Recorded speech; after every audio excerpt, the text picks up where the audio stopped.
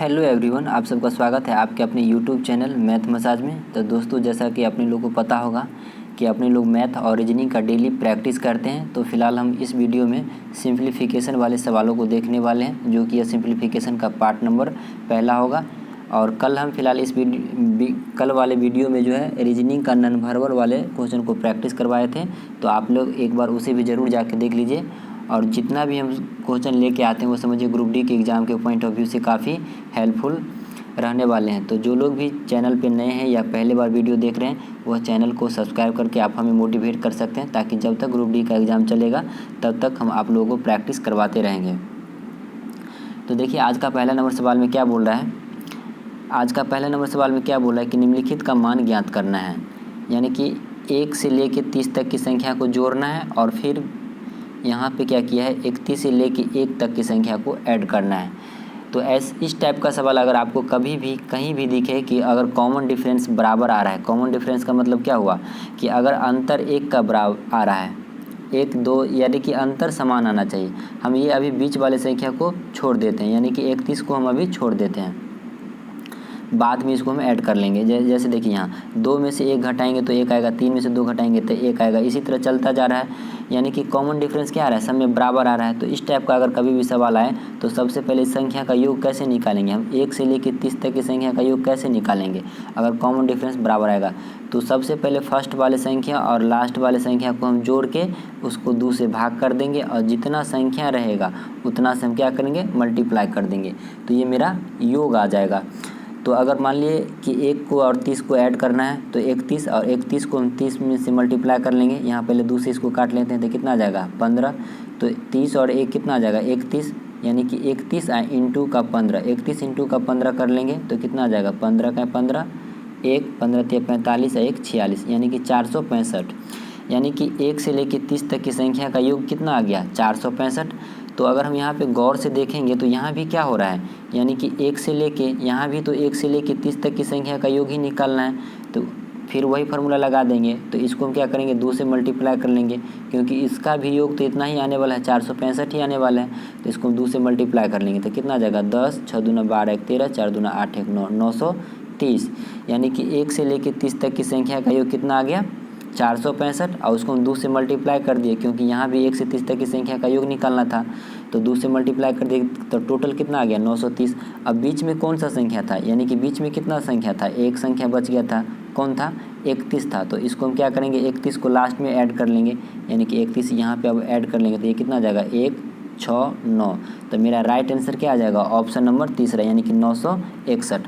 I hope कि आपको ये कॉन्सेप्ट समझ में आ गया होगा कि किसी भी संख्या का, जैसे मान लिया जाए अगर आपको यहाँ से पूछते कि 1 से लेके 1000 तक की संख्याओं का योग क्या आएगा, 1 से लेके 1000 तक की संख्याओं का योग क्या आएगा, तो सबसे पहले क्या करेंगे 1 से लेके 1000, यानी कि सब में क्या होगा लगातार आएगा 1 2 3 4 इसी तरह बढ़ता जाएगा। तो क्या करेंगे फर्स्ट एंड लास्ट वाला संख्या को जोड़ देंगे, इसमें जितना आएगा उसको 2 से मल्टीप्लाई कर लेंगे, यानी कि 1 प्लस का 1000 और बटे का 2, तो ये क्या आ जाएगा औसत आ जाएगा। इसको हम क्या करेंगे 1000 संख्या है तो 1000 से मल्टीप्लाई कर लेंगे, तो ये टोटल 1 से लेके 1000 तक की संख्या का योग आ जाएगा योग। आई होप कि आपको ये कॉन्सेप्ट समझ में आ गया होगा कि इस टाइप के सवाल को किस विधि से सॉल्व करना है एग्जाम हॉल में। तो चलिए अब बढ़ते हैं अगले नंबर सवाल पे, और हम आशा करते हैं कि आप लोग एक बार कंप्लीट सिलेबस पढ़ चुके होंगे। तो ये रहा फ्रेंड्स अगला नंबर सवाल, और जितना भी आज हम देखने वाले हैं पूरा सिंप्लीफिकेशन का होगा, और यह मेरा सिंप्लीफिकेशन का पार्ट नंबर पहला होगा, यानी कि सरलीकरण। जैसे देखिए इस सवाल में क्या बोल रहा है कि निम्नलिखित को हल करना है।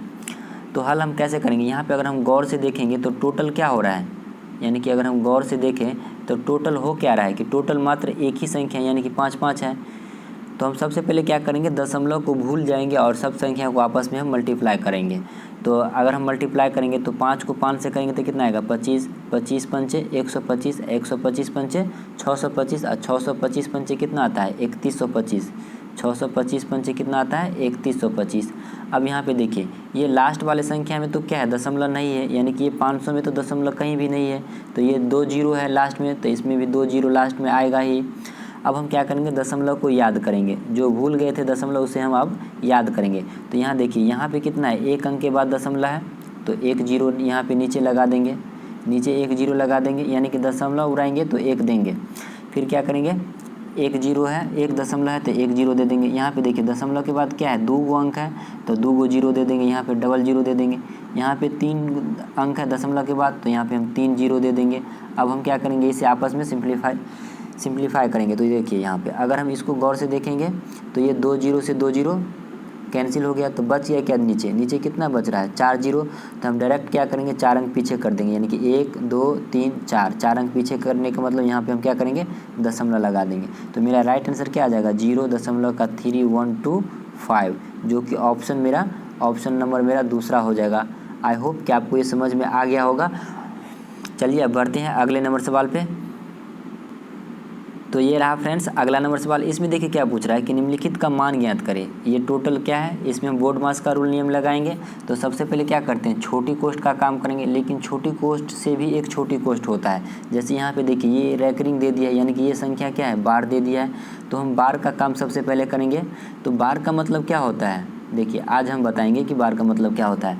बार का मतलब ये होता है कि इस जहाँ तक संख्या में बार लगा है ना, उसके अंदर भी एक छोटा कोष्ठ होता है, यानी कि छोटी कोष्ठ से भी एक छोटी कोष्ठ होता है, यानी कि इसके अंदर एक छोटी कोष्ठ होगा।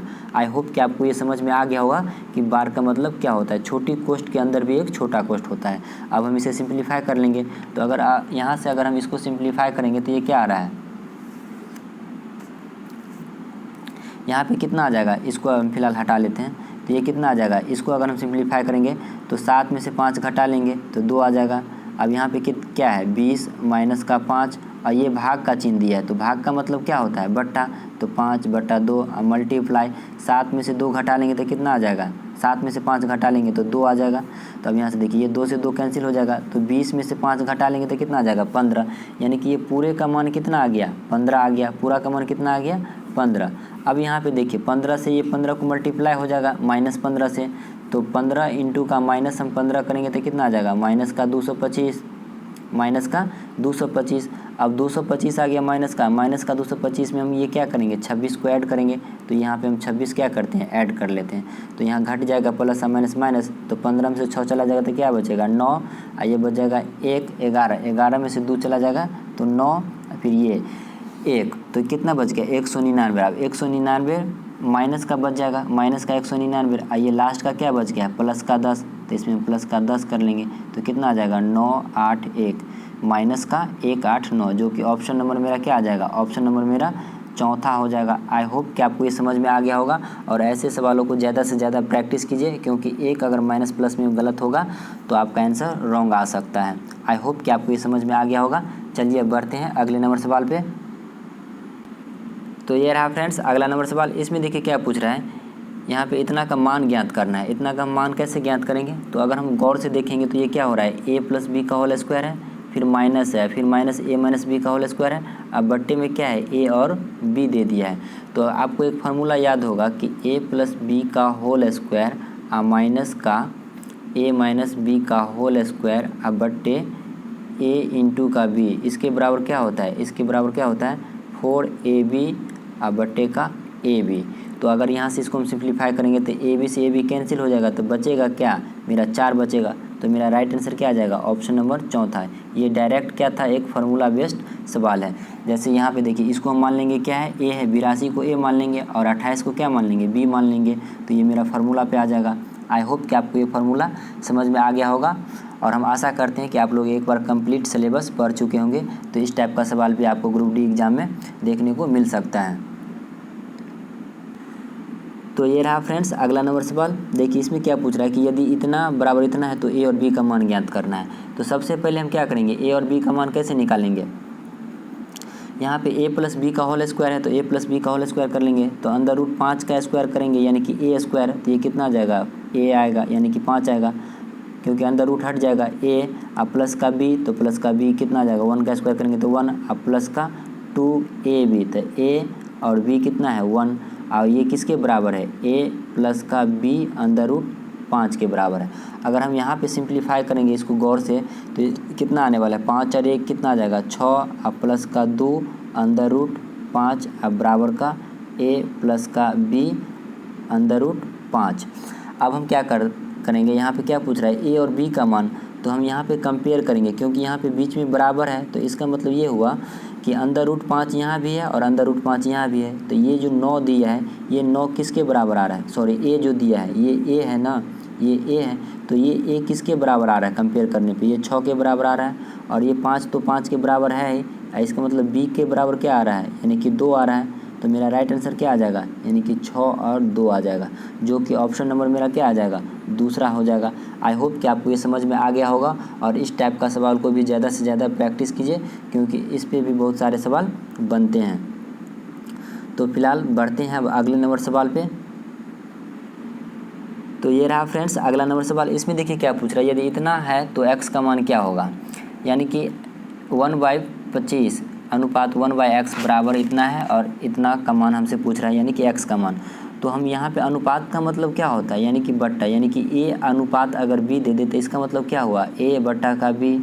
अगर यहाँ पे 4 शून्य दे दे यानी कि ये किसका है, यानी कि ये समानुपात का मतलब है, यानी कि ये समानुपात का मतलब होता है, समानुपात का मतलब क्या होता है, बराबर होता है, या बराबर का मतलब क्या होता है, समानुपात होता है। तो यहाँ पे अगर हम यहाँ पे इसको गौर से देखेंगे तो यहाँ पे देखिए एक बराबर का चिन्ह दे दिया है, तो बराबर का मतलब क्या हुआ है, समानुपात हो गया, यानी कि ये इसके बराबर है। तो हम इसको सिंप्लीफाई कर लेंगे, कैसे, इसको हटा लेते हैं, ये क्या आ जाएगा, यानी कि 1/25 है और ये मेन बट्टा आ जाएगा, बड़ा बट्टा, क्योंकि यहाँ पे अनुपात का मतलब बट्टा बताएं तो ये बट्टा आ जाएगा, 1/x आ जाएगा। आइए बराबर पहले से दिया है तो बराबर कर लेंगे। अब यहाँ पे देखिए 1/x बट्टा का 1/625, इसको हम डायरेक्ट भी लिख सकते थे, लेकिन आप लोगों को समझाने के लिए हम ऐसा लिख रहे हैं। तो इसको हम क्या करेंगे, यहाँ पे 1 बट्टा कितना आ गया 25, तो अब 1 को x से गुना होगा और 25 को 1 से गुना होगा, तो 1 को x से होगा, 1 को x से होगा तो कितना आ जाएगा x, 1 को x से होगा तो कितना आ जाएगा x, और 25 को 1 से गुना होगा तो कितना आ जाएगा 25 बराबर, फिर 1 को क्या से होगा, यानी कि 1 को 25 से होने वाला है, 1 को कितना से होगा 625 से, तो यानी कि ये कितना आ जाएगा 625 बट्टा का कितना आ जाएगा x।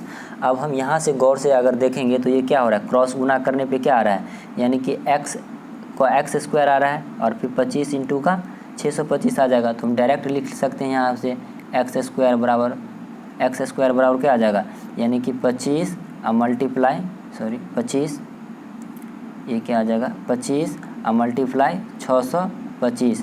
तो यहाँ से अगर हम x हटा लेंगे, यानी कि स्क्वायर अगर हम यहाँ से हटा लेंगे, इसको स्क्वायर को अगर हम हटा लेंगे तो यहाँ पे क्या करेंगे, इसको हम रूट चढ़ा देंगे, तो x का मान यहाँ से आ जाएगा, यानी कि 25 का कितना आ जाएगा बाहर 5 और 625 का कितना आ जाएगा 25 आ जाएगा। तो 25 इंटू का 5 कितना आ जाएगा 125। फाइनली x का मान कितना आ गया 125, जो कि ऑप्शन नंबर मेरा दूसरा हो जाएगा।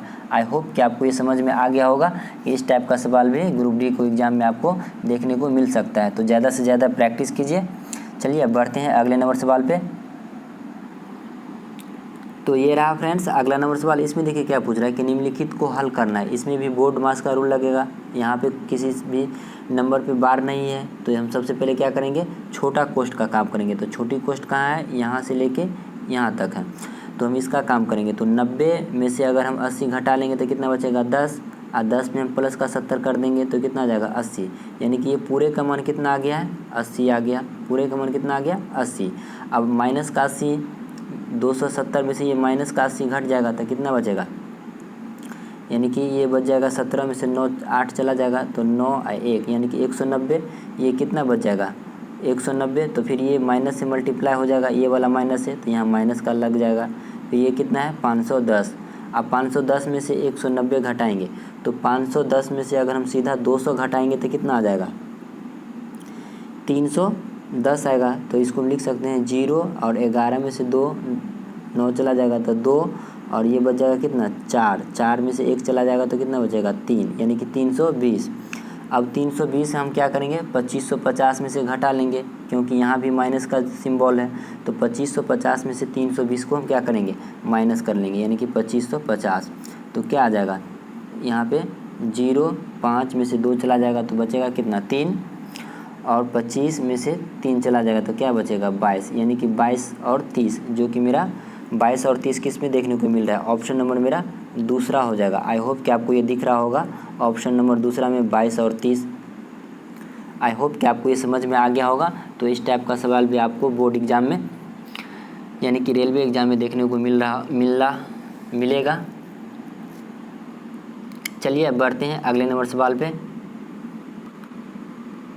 तो ये रहा फ्रेंड्स अगला नंबर सवाल। इसमें देखिए क्या पूछ रहा है, हल करें। यानी कि 10 का पावर कितना दे दी है 9, अब मल्टीप्लाई, फिर 10 का पावर 2 है, और फिर डिवाइड है, और फिर 10 का पावर 3 है। तो ये तो बहुत सिंपल है। यहाँ पे क्या कर दिया है, बेस हमको क्या है पूरा समान कर दिया है। यानी कि बेस किसको बोलते हैं, तो ये मेरा बेस हो गया और ये मेरा क्या आ जाएगा, पावर आ जाएगा, यानी कि घात आ जाएगा। इसको हम क्या बोलते हैं, आधार। ये भी आधार सेम है, ये भी आधार सेम है। तो सबसे पहले क्या होता है, भाग का काम होता है। सबसे पहले भाग की प्रक्रिया करेंगे, यानी कि बोर्ड मास लगाएंगे इसमें भी। तो देखिए सबसे पहले हम भाग का क्रिया करेंगे। तो इस दोनों में हम सबसे पहले क्या करेंगे, इस दोनों का काम करेंगे, ये दोनों का काम करेंगे। तो यहाँ पे देखिए बीच में भाग है, तो बेस अगर समान है, यहाँ भी 10 है, यहाँ भी 10 है, तो पावर क्या होता है, माइनस हो जाता है। तो 2 में से 3 घटा देंगे, यानी कि 2 में से 3 घटाएंगे तो कितना आ जाएगा, 1 आएगा, माइनस का 1 आएगा। तो हम यहाँ पे लिख देंगे 10 का पावर 9, और फिर ये मल्टीप्लाई 10 का पावर माइनस का 1, 10 का पावर माइनस का 1। अब यहाँ पे देखिए क्या हो गया, अगर हम यहाँ पे देखेंगे तो ये भी बेस समान है, यहाँ भी 10 है, यहाँ भी 10 है, और पावर यहाँ 9 है, और यहाँ का माइनस का 1 है। तो पावर अगर बेस समान है और बीच में मल्टीप्लाई हो तो क्या होता है, पावर जुट जाता है। तो 10 में हम माइनस का 1 जोड़ देंगे, 9 में माइनस का 1 जोड़ देंगे तो कितना आ जाएगा 9, अब प्लस का हम माइनस क्या करेंगे, माइनस का 1 जोड़ देंगे। तो 9 अब प्लस और माइनस का -1, तो 9 में से 1 चला जाएगा 8, यानी कि 10 का पावर क्या बच जाएगा अपने पास, 10 का पावर 8, जो कि ऑप्शन नंबर मेरा क्या आ जाएगा, ए आ जाएगा। आई होप कि आपको ये समझ में आ गया होगा। तो चलिए बढ़ते हैं अब अगले नंबर सवाल पे। तो दोस्तों अपने लोग पूरे सिंप्लीफिकेशन का पार्ट नंबर 1 पूरा कंप्लीट कर लिए हैं। तो जो लोग भी चैनल पे नए हैं वह चैनल को सब्सक्राइब करके आप हमें मोटिवेट कर सकते हैं, ताकि जब तक ग्रुप डी का एग्ज़ाम चलेगा तब तक आप लोग को हम प्रैक्टिस करवाते रहेंगे। तो मिलते हैं इसका सेकेंड पार्ट में, तब तक के लिए बाय। और खूब ज़्यादा से ज़्यादा क्या कीजिए, प्रैक्टिस कीजिए। मिलते हैं अब नेक्स्ट वीडियो में।